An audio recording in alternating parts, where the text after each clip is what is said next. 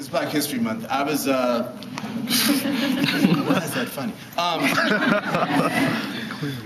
This is funny. I was commissioned by Nickelodeon to write some children's poems for Black History Month.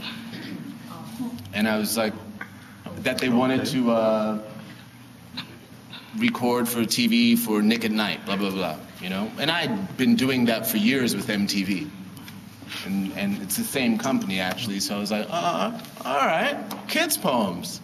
And they wanted me to read them, but then, as I started writing them, I had more fun writing them in the voice of kids. And so they actually decided not to use them, but I kept on writing them because I was having fun. And so I'll share some of them with you guys.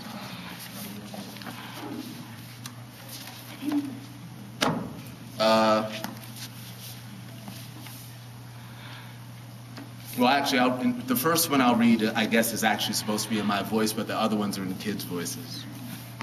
It's called In Honor Of. But yeah, these are for kids, so bear with me. In honor of. I asked her to clean up her room. She said, I'm not a slave. Nada, I said, because if you were with that attitude, you'd be dead. No, I would be like Harriet Tubman or Sojourner Truth. And in honor of Black History Month, I won't clean up my room. In honor of the maids who worked long hours for little pay, who cleaned and cleaned and cleaned and cleaned, I won't clean up today. Well, you do know your history, girl. Well, you do know your history. I said, girl, you make me proud. And in honor of your mixed ancestry, you should clean the house.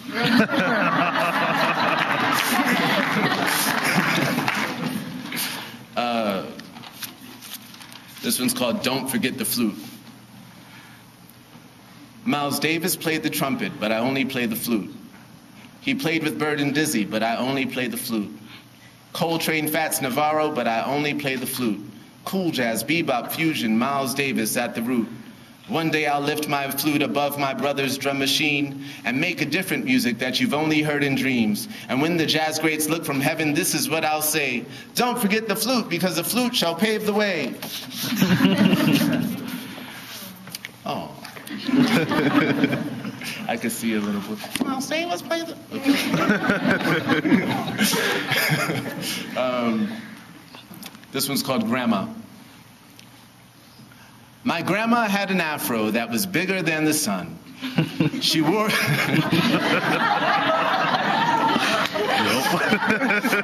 After reading all this abstract, crazy poetry, it's so fun for me to write this shit. My grandma had an afro that was bigger than the sun.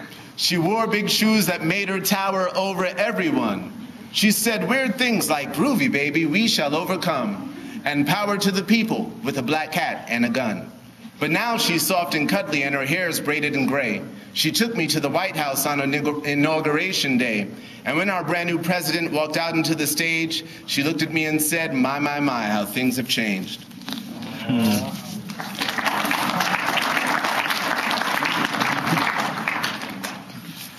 This one's called Paul Robeson. Paul Robeson had a deep voice, deeper than Darth Vader, too. He toured the globe for freedom like that Dalai Lama dude.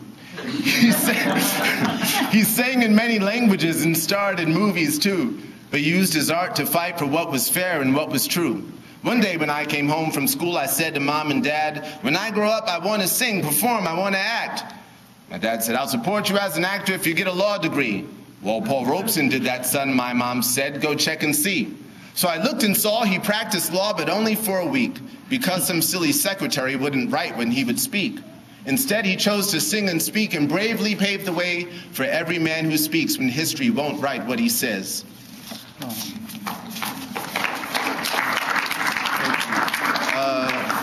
This one is called John Henry Enrolled. Maybe I should explain this first. Yeah. Yeah, you guys have heard of John Henry, right? John Henry was a steel driving man. Right? You got, they still make people learn them songs and shit. Okay, cool. And And so, you know, supposedly John Henry was, you know, I don't know if I think he was enslaved. I don't know if he was enslaved or free. Oh, he was supposedly a convict, right?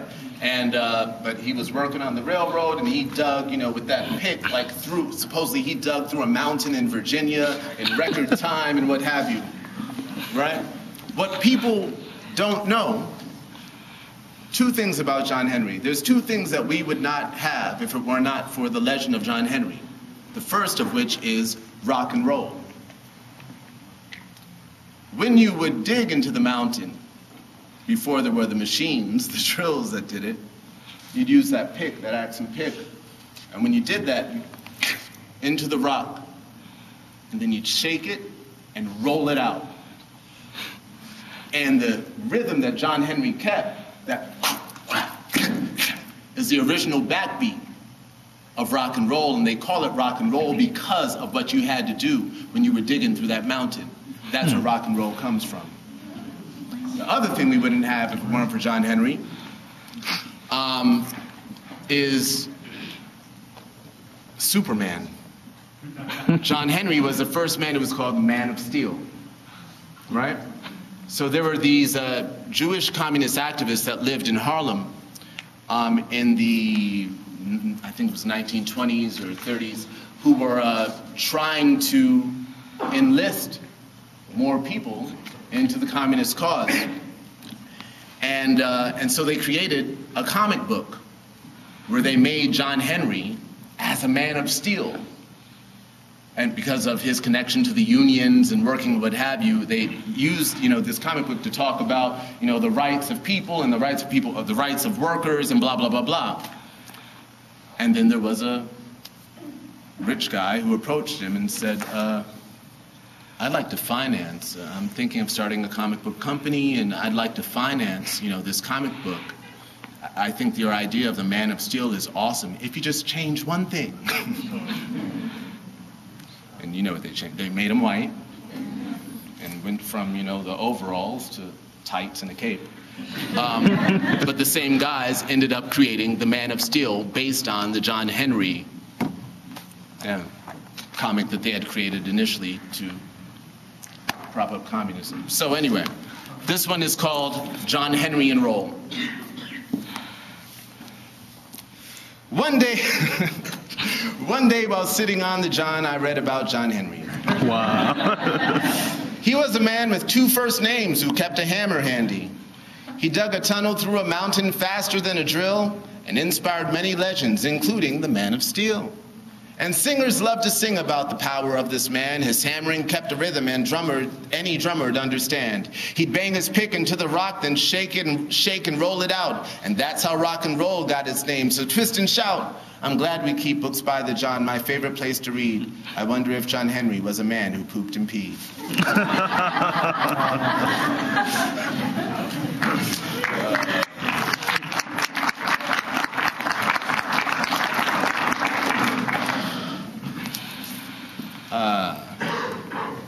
Any other questions? Yes.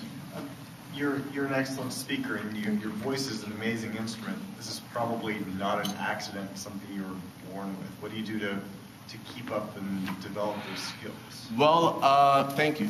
My background is in theater, and so from a young age, studying projection, studying breathing from the diaphragm, studying yoga and the Alexander technique and all of these grounding practices so that we speak from our center and from our core, all puns intended, became, I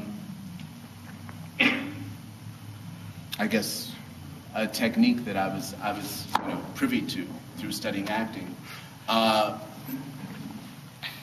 Yeah, so it's